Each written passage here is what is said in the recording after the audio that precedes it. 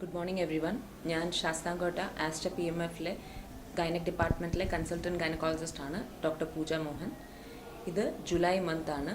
ഈ മന്ത് സാധാരണ നമ്മൾ ഫൈബ്രോയിഡ് അവെയർനെസ് മന്തായിട്ടാണ് കൺസിഡർ ചെയ്യുന്നത്. അതുകൊണ്ട് ഫൈബ്രോയിഡിനെ പറ്റി, അതായത് യൂട്രസിൽ വരുന്ന മുഴകളെ പറ്റി ഒരു സ്മോൾ വിവരം നിങ്ങളുടെ കൂടെ ഷെയർ ചെയ്യാൻ വേണ്ടിയിട്ടാണ് ഞാൻ ഇന്ന് വന്നിരിക്കുന്നത്. ഫൈബ്രോയിഡ് എന്ന് പറഞ്ഞാൽ എന്താണ്? അത് യൂട്രസിൽ വരുന്ന ഈസ്ട്രജൻ ഡിപ്പെൻഡൻ്റ് ആയിട്ടുള്ള ട്യൂമറാണ്, അല്ലെ മുഴയാണ്. ഇത് ഒട്ടുമിക്കവാറും ലേഡീസിലെല്ലാം നമ്മൾ കാണുന്നതാണ്. ഇത് 3 തരത്തിലുള്ള ഫൈബ്രോയിഡ്സ് ഉണ്ട്. ഒന്ന് യൂട്രസിൻ്റെ ഏറ്റവും പുറം ഭാഗത്ത് വരുന്ന സബ്സീറസ് ഫൈബ്രോയിഡ് എന്ന് പറയും. രണ്ടാമത്തെ യൂട്രസിൻ്റെ ഭിത്തിക്കകത്ത് വരുന്ന ഇൻട്രാമ്യൂറൽ ഫൈബ്രോയിഡ് എന്ന് പറയും. ഒന്ന് യൂട്രസിൻ്റെ ക്യാവിറ്റി, അതായത് കുഞ്ഞു കിടക്കുന്ന ആ ക്യാവിറ്റിക്കകത്ത് വരുന്നതിന് സബ്മ്യൂക്കോസൽ ഫൈബ്രോയിഡ് എന്ന് പറയും. ഇങ്ങനെ 3 തരത്തിലെ ഫൈബ്രോയിഡുകളാണ് കണ്ടുവരുന്നത്. ഇതിൽ ഏറ്റവും അധികം ബ്ലീഡിംഗ് ഉണ്ടാക്കുന്നത് സബ്മ്യൂക്കോസൽ ഫൈബ്രോയിഡാണ്. പിന്നെ ഫൈബ്രോയിഡിന് എന്തൊക്കെ സിംറ്റംസ് വരാം?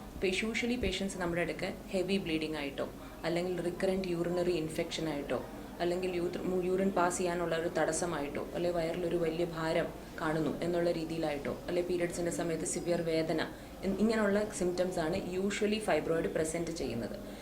ഇനിയും നമുക്ക് ഫൈബ്രോയിഡിന് എന്തൊക്കെ ട്രീറ്റ്മെൻറ്റ് ഏതൊക്കെ ഏജ് ഗ്രൂപ്പിൽ എടുക്കാമെന്ന് നോക്കാം. യൂഷ്വലി ഫൈബ്രോയിഡ് ഒരു യങ്ങർ ഏജ് ഗ്രൂപ്പ്, അതായത് 40ക്ക് മേളിലുള്ള ഒരു ഏജ് ഗ്രൂപ്പിൽ വന്നാൽ അതിനെ മെഡിക്കലി മാനേജ് ചെയ്യുന്നതാണ് നല്ലത്. എന്ന് വെച്ച് കഴിഞ്ഞാൽ നമ്മളൊരു 40 വയസ്സിന് മുന്നേ യൂട്രസ് എടുക്കുന്നത് അത്ര നല്ലതല്ല. അതുകൊണ്ട് ഒരു 40 വയസ്സിന് മുന്നേ വരുന്ന പേഷ്യൻസിന് യൂഷ്വലി നമ്മൾ യൂലിപ്രിസ്റ്റൽ അസിറ്റേറ്റ് എന്ന് പറയുന്ന ഒരു മെഡിക്കൽ മാനേജ്മെൻറ്റ് അവൈലബിൾ ആണ്. പക്ഷേ ഈ മെഡിക്കൽ മാനേജ്മെൻറ്റിൻ്റെ പ്രോബ്ലം എന്താണെന്ന് വെച്ചാൽ, ഇത് നമ്മൾ സാധാരണ ഇത് എടുക്കുമ്പോൾ മാത്രമേ അത് ചുരുങ്ങുകയുള്ളൂ. എടുത്തു കഴിഞ്ഞ് കുറച്ച് നാൾ കഴിയുമ്പോൾ തിരിച്ചതിൻ്റെ പഴയ സ്റ്റേജിലെത്തും. അപ്പോൾ നമ്മൾ ഐദർ അവർക്കൊരു പ്രഗ്നൻസിക്ക് വേണ്ടിയിട്ട് ആ ഫൈബ്രോയിഡ് എടുക്കുന്നത് കുറച്ച് നാളത്തേക്ക് മാറ്റി വെക്കാൻ വേണ്ടിയിട്ടോ, അല്ലെങ്കിൽ അവരെ ഒരു 40 ഇയേഴ്സ് എത്തിക്കാൻ വേണ്ടിയിട്ടോ, അല്ലെങ്കിൽ ഒരു ലാർജ് ഫൈബ്രോയിഡിൻ്റെ സൈസ് ഒന്ന് കുറച്ച് ചെറുതാക്കാൻ വേണ്ടിയിട്ടാണ് ഈ മെഡിക്കൽ മാനേജ്മെൻറ്റ് എടുക്കുന്നത്. ഇത് പൂർണ്ണമായി ഈ ഫൈബ്രോയിഡിനെ മാറ്റത്തില്ല. സെക്കൻഡ് ട്രീറ്റ്മെൻറ്റ് എന്ന് പറയുന്നത് മയോമെക്ടമിയാണ്. അതായത് ഞാൻ ഈ ഏജ് കുറേയുള്ള ആളുകളുടെ കാര്യമാണ് പറയുന്നത്. അതായത് ഈ മുഴ മാത്രം, വലിയൊരു മുഴ മാത്രമായിട്ട് എടുത്ത് മാറ്റുന്നതിന് പറയുന്നതാണ് നമ്മൾ മയോമെക്ടമി. അതായത് ആ മുഴ മാത്രമായിട്ട് നമ്മൾ നീക്കം ചെയ്യാം. അത് നമുക്ക് 2 രീതിയിൽ ചെയ്യാം. ഒന്നെങ്കിൽ ഓപ്പൺ ആയിട്ട് ചെയ്യാം, അല്ലെങ്കിൽ ലാപ്രോസ്കോപ്പിക്കലി അതിനെ റിമൂവ് ചെയ്യാം. ഇനിയും നമ്മളൊരു 40 ഇയേഴ്സിന് മുകളിലോട്ടുള്ളവരുടെ കാര്യമാണ് പറയുന്നത്.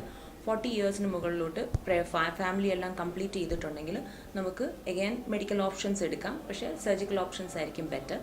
ഇങ്ങനെയുള്ളവർക്ക് നമുക്ക് എപ്പോഴാണ് ട്രീറ്റ്മെൻറ്റ് എടുക്കേണ്ടത്? ഒരു ഫൈബ്രോയിഡ് ഉണ്ടെന്ന് പറഞ്ഞ് നമ്മളതിനെ ഉടനെ സർജറി ചെയ്യേണ്ട കാര്യമില്ല.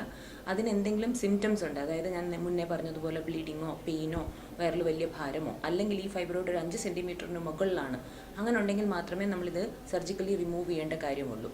ഇങ്ങനെയുള്ളവർക്ക് നമ്മൾ 3 കാര്യങ്ങളാണ് യൂഷ്വലി പറയുന്നത്. ഒന്ന്, നമ്മൾ ഹിസ്റ്റക്ടമി, അബ്ഡോമിനൽ ഹിസ്റ്റക്ടമി, അത് വയറ് തുറന്ന് യൂട്രസ് റിമൂവ് ചെയ്യുന്നു. സെക്കൻഡ് ഈസ് ലാപ്രോസ്കോപ്പിക് ഹിസ്റ്റക്ടമി, അതായത് നമ്മൾ ലാപ്രോസ്കോപ്പി വഴി യൂട്രസ് എടുത്ത് മാറ്റുന്നു. ഇപ്പോൾ ഒരു പുതിയ മൊഡാലിറ്റി വന്നിട്ടുണ്ട്, അത് യൂട്രൈൻ ആർട്ടറി എംബോളൈസേഷൻ എന്നാണ് പറയുന്നത്.